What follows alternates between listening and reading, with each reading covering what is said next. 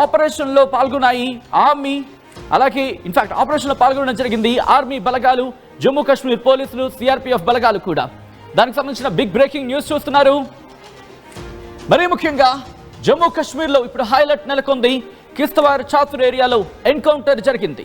ఇటు టెర్రరిస్టులు, భద్రతా బలగాలకు మధ్య భీకర కాల్పులు చోటు చేసుకున్నాయి.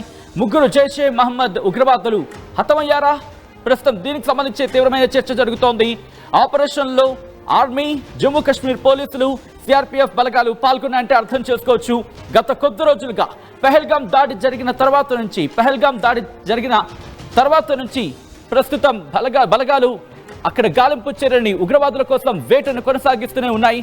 సో ఈ నేపథ్యంలోని ప్రస్తుతం ఇక్కడ జరుగుతున్న ఆ పరిణామాలను ఎప్పటికప్పుడు భారత ఆర్మీ పరిశీలిస్తూనే ఉంది. మరి ముఖ్యంగా ఆర్మీ దాడికి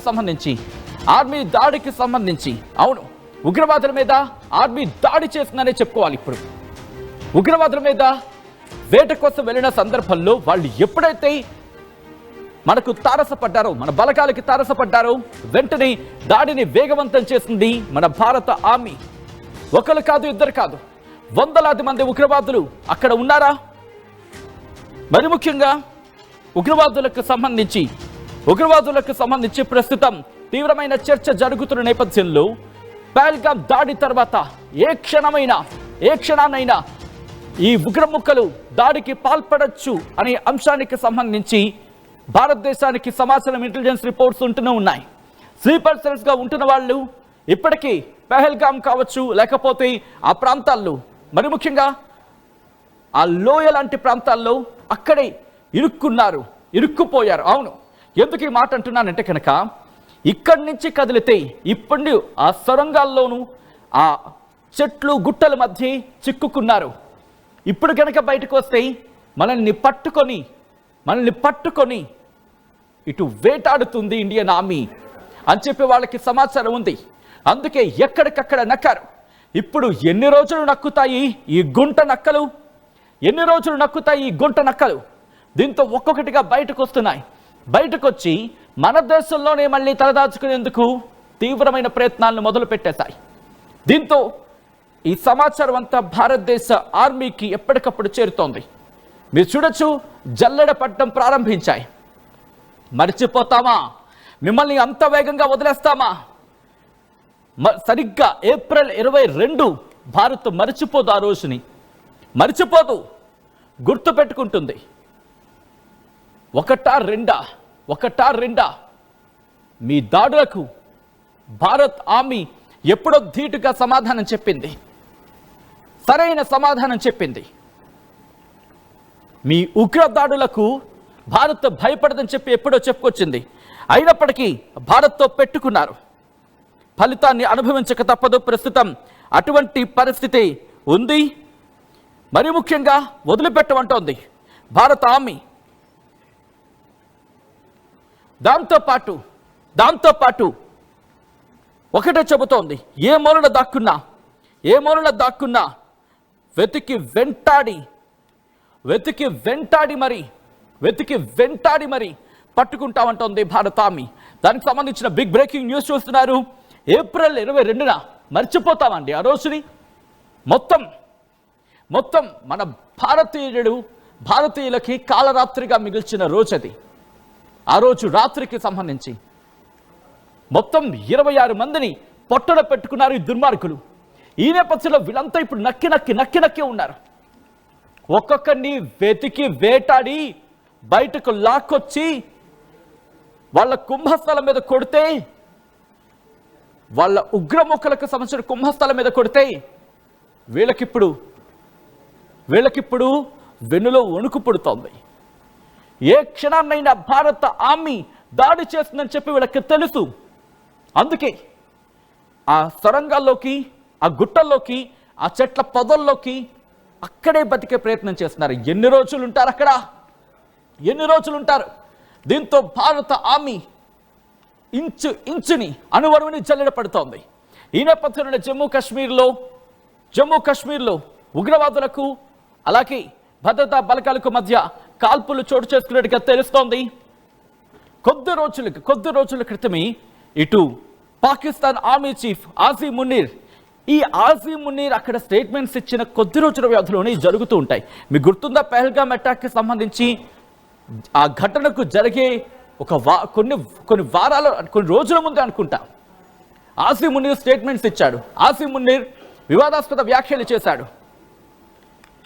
ఆ వ్యాఖ్యలు చేసిన కొద్ది రోజుల వ్యవధిలోనే పెహల్గామ్ అటాక్ జరిగిన పరిస్థితి.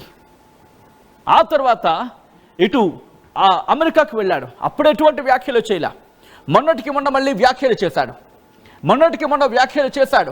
అంటే ఏదో చేసేద్దాం, భారత్ని ఏదో చేసేద్దాం అనుకుంటున్నాడు. याद रखो आसिम मुनीर, कुछ कर नहीं सकते हो तुम नहीं, भारत को कुछ भी कर नहीं सकते हो तुम नहीं, चाहे तेरे पूरे देश भी आके भारत से लड़ो, तुम लोग कुछ कर नहीं पाएगा देश को. भारत आगे बढ़ रही है और आगे बढ़ेगी. నువ్వు నీ ఉగ్రవాదుల వడత ఊపులకు భయపడేది కాదు భారత్. గుర్తుపెట్టుకో, నువ్వు 22 కోట్ల మందిలో కనీసం 50% కాదు కదా, 40% కూడా నీకు మద్దతుగా లేరు. ఆసిమ్ మునీర్, दो लोग कान लगा के सुन लो, बलूचिस्तान आपके साथ रहने के लिए इंटरेस्ट नहीं है और साथ में रहने के लिए उनको they don't want to be with you, that's it. आपके साथ रहना नहीं चाहती है.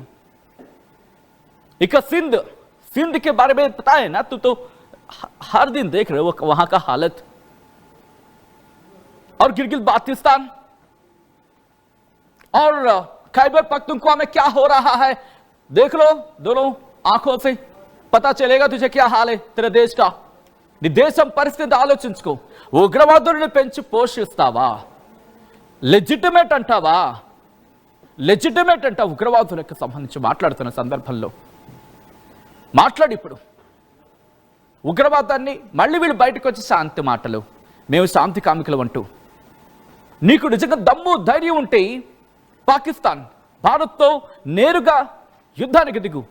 ఏది ఈ విషయంలో కాదు, ఎదగడం విషయంలో, ఆర్థిక రంగంలో, మత సామరస్యాన్ని పెంపొందించడంలో నీకు దమ్ము ధైర్యం ఉంటే ఆ పని చేయి. లేదు కాదు కూడదని యుద్ధానికి కాలుదూతావా? వీడవంటాడు పాకిస్తాన్ రక్షణ శాఖ మంత్రి రీసెంట్గా, ఐ థింక్ నిన్ననో మొన్ననో అక్కడ వాళ్ళ స్టూడియోస్లో కూర్చొని అంటాడు, నీళ్లు కడక వదలకపోతే యుద్ధం. ఎన్నిసార్లు చెప్తారా? పాడిందే పాట, ఏదో మా దగ్గర ఒక సామెత ఉంటుంది, పాడిందే పాడుతూ ఉంటారు. ఏప్రిల్ 22 నుంచి ఈ రోజు వరకు ఎన్నిసార్లు పాడారు ఆ పాట? మీరు ఎన్నిసార్లు పాడారు? ట్యాప్ కడితే చచ్చిపోతున్నారు, వెలవెల్లాడుతున్నారు. గట్టిగా రిలీజ్ చేస్తే చాలు ఆ వాటర్కి కొట్టుకుపోయేలా ఉంది. మీరు మాట్లాడతారు, అందితే చుట్టూ, అందకపోతే కాళ్ళు. ఈ బాపతి మీది.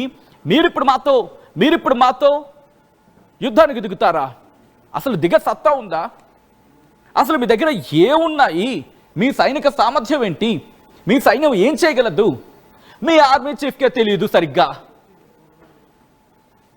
మీ ఆర్మీ చీఫ్కే తెలియదురా మీకు. అండ్ మీరు వచ్చి ఇప్పుడు ఉగ్రవాదులకు మద్దతుగా అందిస్తారా?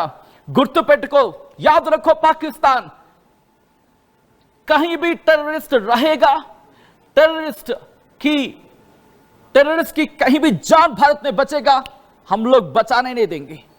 हम चुन चुन के मारेंगे. तेरा जो टेरर की नाम है ना, तो बोल रहे तो उनको सपोर्ट करेंगे. जो सपोर्ट तुम करना चाहते हो, जो सपोर्ट तुम कहना चाहते हो, जो सपोर्ट तुम करना चाहते हो, वही टेररिस्ट को हम चुन के मारेंगे. ఈ రోజు ఉగ్రదాడికి సంబంధించి మాట్లాడుకుంటుంటే వీళ్ళు ఇంకా ఉగ్రవాదానికి సపోర్ట్ ఇస్తారట.